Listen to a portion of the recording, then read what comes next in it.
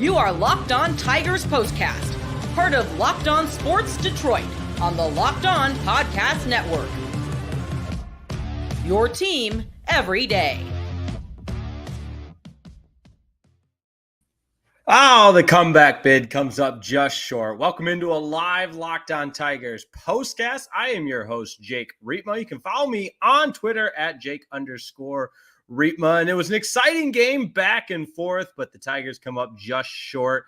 Late inning rallies, a couple of runs there for Detroit in the top of the seventh, but they fall to the Guardians 5-4. The 4-game series is now even at a game apiece. But welcome one, welcome all. Thanks as always for making Locked On Tigers postcast your post-game destination. We're with you every single game, free and available wherever you get your podcast.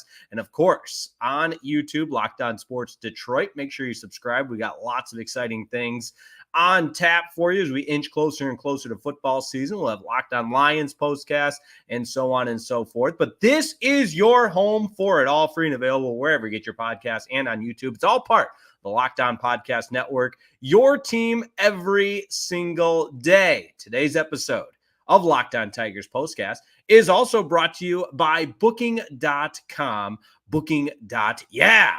The right stay can make you a fan of any city, even your rivals. Check out Booking.com for your stay today. The Tigers are almost a fan of Cleveland based on how they played yesterday. And it was more of the same today, a bullpen day and a solid effort and a well-played game by both teams. Some balls jumping out of the yard, and this was just a good baseball game. I mean, if you're like me, you were dialed into every pitch, and let's be honest, 162 of these things a year, there's some games that are a snooze fest and that you can check the box score and tells you everything you need to know. But today, or tonight, I should say, based on the way the game played out, you had the 2-run homer from Wenceel Perez in the top of the fourth to give the Tigers a lead. But you know, the Guardians, hey, they're a first-place team for a reason. They're 20 games over 500, now 60-40 for a reason, and tough at home, 32-14 at home, and they proved it tonight. And you knew the cards were a little bit stacked against you going into tonight's game with the bullpen day. And to hold this offense to 5 runs and really give yourself an opportunity, nobody is going to sit here and say, hey, it's a moral victory and you like what you saw, but it's not the type of game that you walk away slamming everything and there's no hope. It is frustrating in the sense that I thought, and we'll get into this later on in the show, but I thought the Tigers mismanaged the way they pitched to the Guardians in the 6th inning, where Cleveland came away with 2 insurance runs because you had a runner on second. And you know what? Let's just get into it now. We'll get to your comments on YouTube in just a moment. But you look at that play-by-play, go into the 6th inning where Will Vest is on the mound, I believe. Joey Wentz pitching, and Will Vest came in. But with where the Guardians were in the bottom of the 6th, you get a runner on second with first base open, 2 outs, and Jose Ramirez is the guy that you let beat you. And they weren't bad pitches. It was a pitch out of the zone, but I'd rather see the Tigers, put Ramirez on and try to take their chances with Fry. And Ramirez is one of the best hitters in baseball. He's a Tiger killer. He had a home run. He's seen the ball well, and he's the guy that adds that extra insurance run to make it a 5-2 game, and that's the run that ultimately costs you. So if I'm in that clubhouse, which is a place I've been before, I ask AJ Hinch what the thought process, and I'm sure he's going to have an answer of pitching to Jose Ramirez at that point in the game with first base open. You felt like you could get the guy out, but obviously they didn't, and he makes you pay with the RBI double. And again, it was a pitch out of the zone that good hitters like Jose Ramirez, and technically I guess they singled to right, but he moves up to second on the throw home. And it's the type of hit that just Jose Ramirez, as a really good hitter, makes that play, and it costs you. It costs you this game. And when, again, the cards were stacked against you, against a really good team in the Guardians, you've already taken the first game of the series. It's a bullpen day. I just felt like in that juncture of the game, take your chances with Fry and don't let the best hitter on that team beat you. And that's exactly what they did. 2 more hits for Ramirez, one of them, of course, the home run, and then the RBI single, part of that 2-run 6th inning. But, maybe you disagree with me. Maybe you think, hey, that's cowardly. Go after him.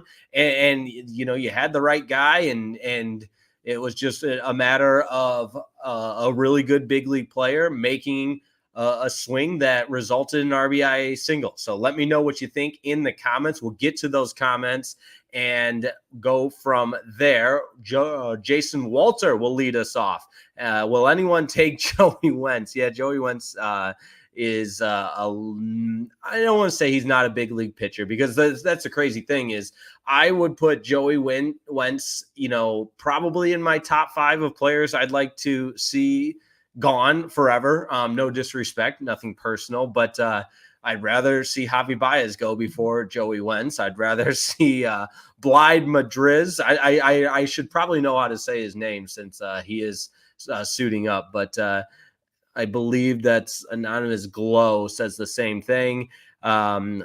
Gareth Riding's a great game. What's the plan on Thursday, being another bullpen game? Yeah, that's where we'll talk about that in the second segment, where this team just is running out of arms. And again, I don't want to sound like a broken record, but given the injury status of the rotation, given the uphill battle that you're already fighting in games like these, the fact that you were even in it is, and again, I'm not going to use the term moral victory, but you want to give your team every chance to win. And I just felt like putting Jose Ramirez aboard there and taking your chances with David Fry was the move there, but the Tigers did not go that way. Demetrius McNeil in the comments, when you lose by 1 run, it's going to deflate your confidence. Well, we'll see. I don't know if I necessarily agree with that. We'll see if the Tigers, find a way to bounce back tomorrow. I think you got to feel a little bit better in the sense that at least you got Jack Flaherty going. It's not a bullpen day. Let's go win this one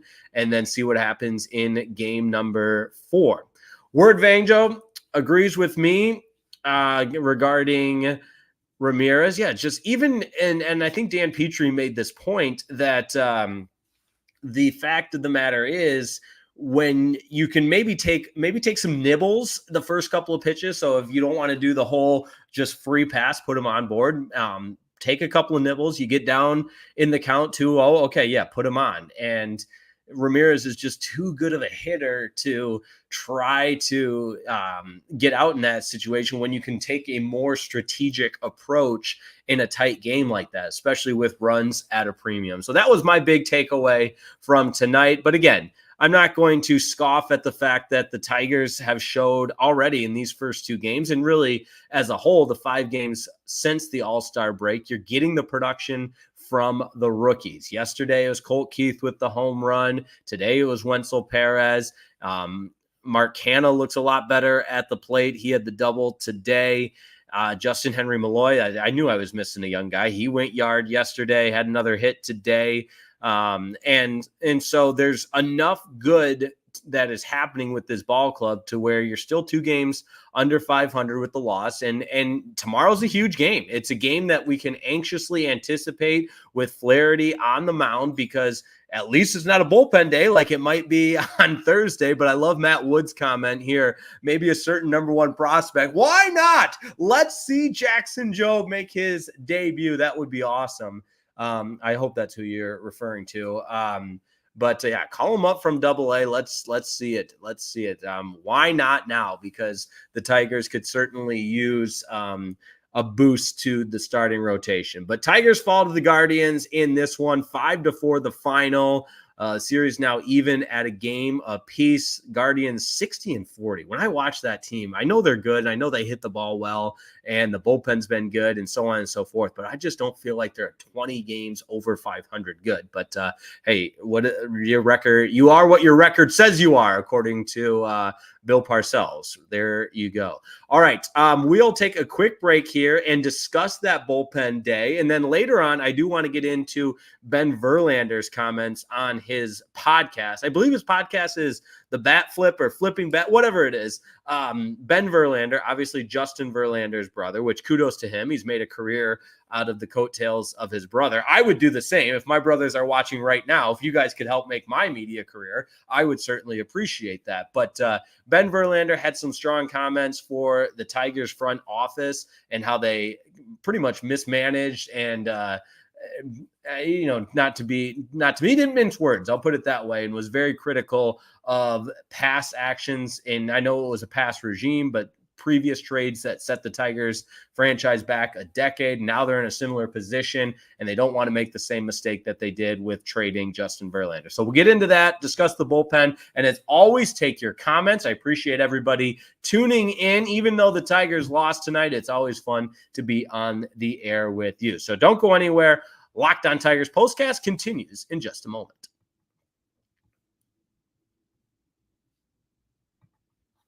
Oh, yeah. Locked On Tigers postcast is brought to you by Booking.com.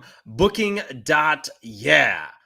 This summer, travel is heating up, especially travel for baseball games. My grandparents, they're going to Cleveland tomorrow. Of course they are. I always use them as the example because they're loyal Tigers fans and always on the road for the away games. And it's time to explore those U.S. cities you always secretly wanted to learn more about. You probably didn't want to learn more about Cleveland because who was the Joakim Noah, the basketball players. I don't know anybody that goes to Cleveland for vacation. But hey, we're talking about your rival cities because you want to get out there and see your baseball team with hotels, bed and breakfasts, vacation rentals, resorts, and so much more on Booking.com. You might just find your perfect stay even in your rival's city.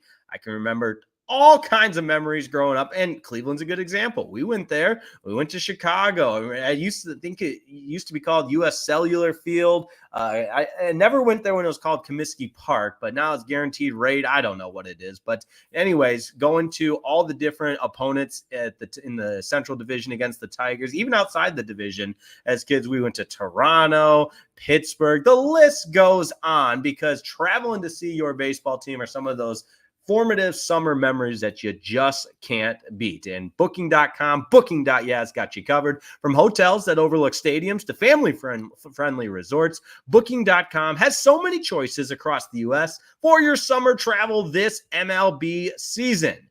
The right stay can make you a fan of any U.S. city, even your rivals. Book today on Booking.com on the site or on the Booking.com app.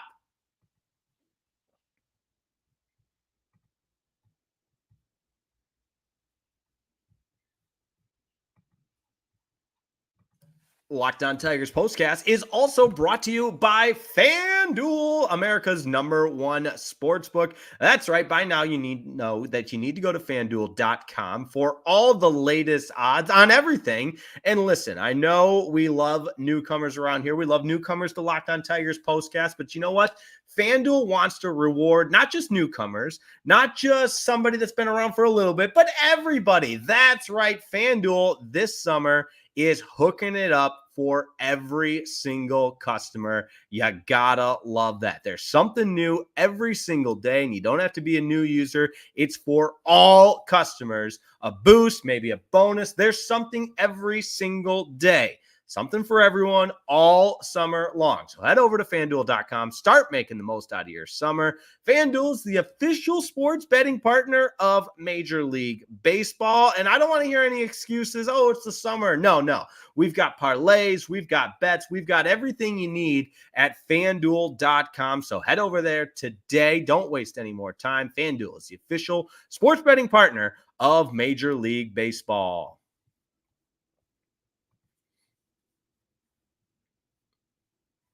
All right, we're rolling along on a Tuesday evening. Thanks for making Locked On Tigers postcast part of your night. It's always fun to be on the air and discuss Tigers baseball, although they do come up short today. 5-4, the final. Tigers now 2 games under 500. We inch closer and closer to that trade deadline, and the conversation becomes increasingly interesting. And we'll get to Ben Verlander's comments in a moment, but the bullpen day today was just a reminder of where this team is at in terms of the lack of availability for any starting pitcher for the Tigers. So I would love to see some moves be made to maybe, and I think Dylan Dingler is an example. People have been calling for him to get a shot. I know he's not a pitcher. We're talking position player here for a second, but he had 2 more home runs tonight in AAA. He deserves a shot. So that becomes I don't want to say an embarrassment of riches, but you've got what seems like 3 capable catchers. And of course, Jake Rogers, Carson Kelly, Dylan Dingler maybe deserves a shot. And so perhaps one of those guys could be packaged in a deal as well. But tonight it was Tyler Holton, went an inning and 2/3, gave up just 1 hit. Alex Faedo came in. He wasn't great, 4 hits in an inning and 2/3, and he gave up a home run and 2 earned runs on top of that. I'm sorry, he gave up 2 home runs. So he got hit around a little bit. And then Joey Wentz, who we mentioned, 2 innings, 3 hits, 3 earned runs, and Will Vest, an inning and 2/3, 2 hits, did not give up the earned run, but you felt like Will Vest was pitching in that 6th inning and would have loved to see him get out of that. And then Shelby Miller pitched that 8th inning for the Tigers. But all in all, another bullpen day. You hold this offense to 5 runs, and even though they gave up the 3 home runs, you kind of feel like if you're going to give up 3 home runs, oftentimes there'd be more than just 5 runs. They really limited the damage, all 3 of those home runs being solo shots. So not that there's, again, moral victories or anything tonight. And in fact, in some cases that makes the defeat sting even a little bit more, because there were a lot of things that played out tonight that maybe it could have been one of those nights where you somehow, some way pull off one of those miraculous against all odds type of victory. So it was close and it was almost there for the taking. And that's why that 1 run, that 5th run for the Guardians still just drives me crazy, because you had first base open, you pitched to Jose Ramirez and a runner on second with 2 out situation. Don't let that guy beat you. Now we got a couple more people chime in, and top of the hour with Corey Leland. 2 words, Joey Wentz. Yeah, Joey Wentz wasn't great. And again, just based on pure who's available, he's going to be a guy that unfortunately we're probably going to see in the coming days. And I don't know. Yes, in some cases, you look at the trouble that he got the Tigers in the middle innings there. And yes, he gets hit with the loss with the 3 earned runs. But again, Will Vest, and I don't want to put it on Will Vest entirely, but he gives up the sac fly. And I know 2nd and 3rd with the 1 out. I believe it was 2nd and 3rd, whatever it was, the sac fly. And then again, the RBI with a runner on 2nd and 2 outs with Jose Ramirez. So the runs technically belong to Joey Wentz, but I just would have loved to see the Tigers take a different approach than pitching to Jose Ramirez. And you can say I'm just being the guy that calls it out when it doesn't work. But I said in that, and even Jason Benetti said it on the broadcast, that maybe you do pitch around him. And again, the color analyst as well. Obviously, Dan Petrie said something to a similar effect with Jose Ramirez up there in that spot. First base is open. Take your chances with David Fry. That's how I felt about that one. Top of the hour with Leland says, sell, baby, sell. I don't know. We'll explore some of the trades that are circulating around MLB Network, some of those trade offers to the Orioles that might or might not include shortstop Jackson Holliday, the top prospect for the Orioles. And hey, if it means Javi Baez isn't playing for this team anymore, then maybe I could get on board with that. My man, Dan, what's going on? The Tigers team feels like it's in that tough spot of being not quite over the hump, but also no big game stars to really attract you day in and day out. I think that's a fair assessment. It's almost like, we talk about this in other sports where you're kind of in purgatory where, and baseball is so different with the draft. It's not like other sports where truly a first round pick can revolutionize and change things around for your team, but you're not terrible by any means. I mean, obviously 2 games under 500 and you've got a lot of pieces there, but to Dan's point, it is difficult to get over the hump. And who would have thought in 2024 that we'd be talking about the AL Central as one of the best divisions in baseball? But look what the Guardians are doing. I've been listening to a lot of Royals coverage because, I mean, Bobby Witt Jr., one of the most exciting players in baseball, if not the most exciting baseball player. He's a crazy stat. 4 consecutive games with 3 hits. I mean, I know we don't care about batting average anymore, but he is one of the most exciting players in baseball. So my point is the Royals already have won as many games this year as they did last year, and it's July 23rd, which is just insane. So I guess my point with that is even though the Tigers, I would say to this point, have overachieved, especially with how dark the days got in June there, that to be where they are now, they've overachieved, but they're still on the outside looking in with the conversation being very, very real that this team might have to be sellers. And again, as we get into that conversation, if a deal is made for Tarek Skubal, by golly gee, they got to get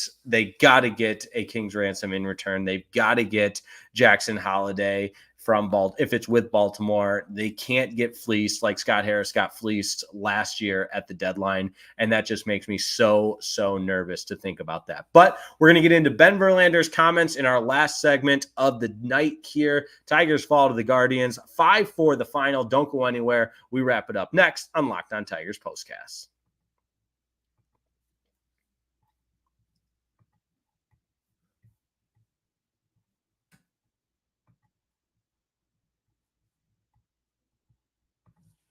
Locked On Tigers Postcast is brought to you by eBay Motors. Millions of parts for your MVP and help you win every time with the parts that fit your ride. Now listen up and listen good. I told you about eBay Motors before, but it's worth repeating because we know the formula. It's passion, drive, and patience. That's the formula for winning championships. And it's also what keeps your ride or die alive. eBay Motors has everything you need to maintain your vehicle and level it up to peak performance. Yes, I'm talking superchargers, roof racks, exhaust kits, LED headlights, and so much more. So whether you're into speed, power, or style, eBay Motors has you covered. With over 122 million parts for your number one ride or die, you'll always find exactly what you're looking for. With eBay Guaranteed Fit, your part is guaranteed to fit your ride every time or your money back. Because with eBay Motors, you're burning rubber, not cash. With all the parts you need at the prices you want, it's easy to make your car the MVP and bring home huge wins. So keep your ride or die alive at ebaymotors.com. Eligible items only. Exclusions apply. eBay Guaranteed Fit only available to U.S. customers. Locked On Tigers Postcast is also brought to you by Prize Picks, the most exciting way to play daily fantasy sports. It adds a little sizzle to your viewing experience.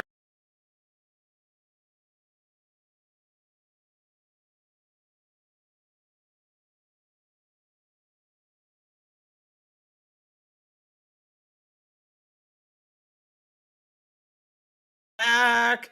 Not sure what happened there. That was crazy. So that's all right, though. We're right back with you. Locked On Tigers Postcast is brought to you by Prize Picks, the most exciting way to play daily fantasy sports. And you know what? Can be unpredictable, just like being on the air. But with Prize Picks, all you do is pick more or less on a player's projected stat lines and watch the winnings roll on in. That's right, because with Prize Picks, it's real simple. You can now win up to 100 times your money on Prize Picks with as little as 4 correct picks. You can turn $10 into $1,000. So get in on the excitement. Win up to 100 times your cash with the summer games on Prize Picks.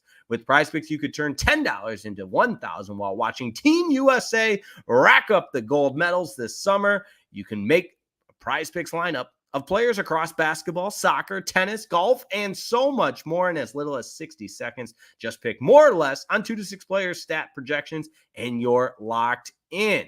If you're looking for promotions, Prize Picks has got you covered every week, from lowering select players' stats projections on Tuesdays to helping your lineup hit, or even getting your entry fees back if you have a losing lineup on Friday.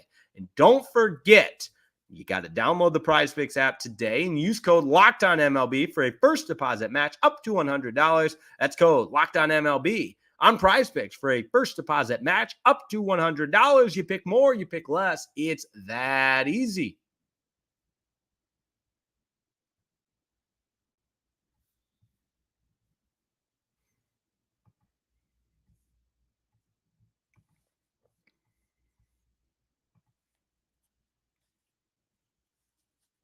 All right. I appreciate everybody tuning in as always and apologize for those technical difficulties. Not sure exactly what happened, but we're back and better than ever, as they say. And we wrap it up with Ben Verlander's comments on his Flipping Bat podcast or the Bat Flip podcast. I'm not sure exactly what it is, but the point being, Ben Verlander, and I want to make sure I've got the tweet correct here, but essentially said the Tigers can't make the same mistake that they did with his brother, Justin Verlander, when they traded him for guys that just didn't pan out. And maybe with the exception of Jake Rogers, but, I don't want to say he hasn't panned out, but the other one, I believe the pitcher, Franklin Perez, and the Des Cameron, the outfielder, they didn't exactly pan out. And we've seen a lot of trades be botched, or not even botched, but that's the risk you take when you're trading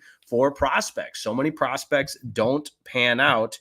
And Ben Verlander was just so cautious about the Tigers making that mistake. And again, I want to make sure I get exactly what he said, because, and if you listen to the podcast, a bunch of people have tweeted out the link.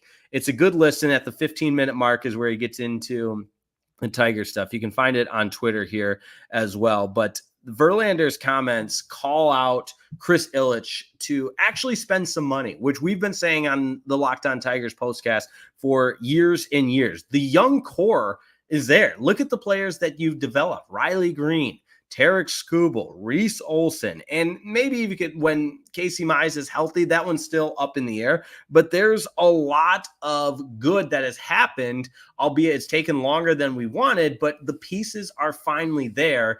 And to trade Tarek Skubal at this point would be in Ben Verlander's mind completely undoing everything that you've done to start over, and you'd set the franchise back a decade like they did when they traded Justin Verlander. That's his biggest takeaway. So he's the best pitcher in the game, which we can all agree with. And the answer, according to Ben Verlander, is for Chris Ilitch to start spending money on offense and not waiting for something to fall into his lap.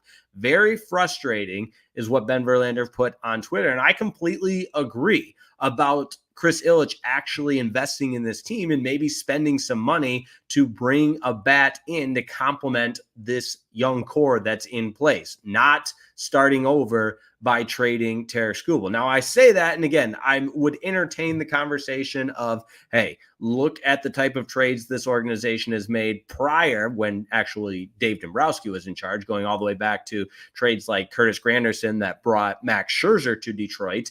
And so there's certainly a conversation to be had about that. But the points that Ben Verlander made today are points we've been making on Locked On Tigers postcast for weeks, that you already punted on this season by not investing in any complementary bats that were available and having a bottom 10 payroll in baseball for the last several years just shows there's a lack of commitment. And, you want to say Javi Baez, okay, you've spent the money on the wrong guys. That's just the fact of the matter is. It's been a horrible display of mismanagement by the Tigers front office and by the organization as a whole.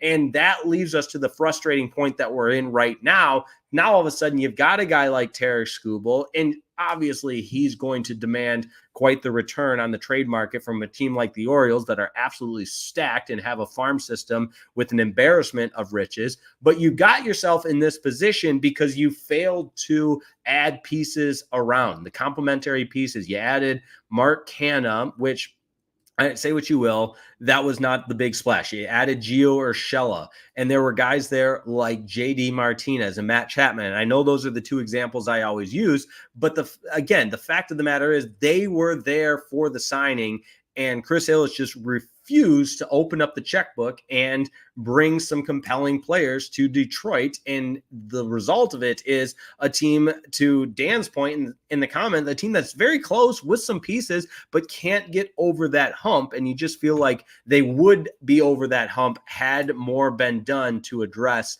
the lack of offensive firepower in the current lineup. So a long roundabout way to say I agree with Ben Verlander that this Tigers front office has mismanaged this team for years and years. And I know Scott Harris and his regime haven't been here long enough to, receive kind of the, I guess hate would be the word for it, but the negative approval from fans, and you got to give them a chance. But what Al Avila did at the end of his tenure, again, set this franchise back a decade, and now we're left to live with the consequences. So hopefully, as we get closer and closer to that trade deadline, the Tigers, I am of the belief that the Tigers will not make a deal. And you know what? Again, though, as I always say, we kind of cover ourselves here with as new information becomes available, that we are subject to change that opinion. But right now, I agree with Ben Verlander. Let's see what the Tigers can do with the pieces in place. Lock up Tarek Skubal. He's 27 years old. He's the best pitcher in baseball. And heck, maybe even Jack Flaherty's a guy that you hang on to if you're in that buy mode and think you can, maybe not this year, but in years coming, accelerate that, I don't want to say rebuild, but accelerate the direction of the organization to be contending for the playoffs in the near future. But lots to say tonight. It's always fun talking Tigers baseball. Unfortunately, we are out of time, but we'll be back tomorrow after the final out is recorded between the Tigers and Guardians in game number 3. So make sure you subscribe to Locked On Sports Detroit. Set your alerts up so you know when we're hitting the air, but it's pretty easy to predict. We're on after every game. So thanks so much as always for tuning in. It's always a pleasure. Have a wonderful evening. And hey, we'll keep you updated on everything around the Detroit Tigers. Make sure you check out Locked On Tigers with Scott Bentley as well, and subscribe to Locked On Sports Detroit. And we'll talk to you tomorrow night after game 3 of Tigers Guardians. Remember, 3 of 4 day game Thursday as well. We'll talk to you tomorrow night on Locked On Tigers Postcast.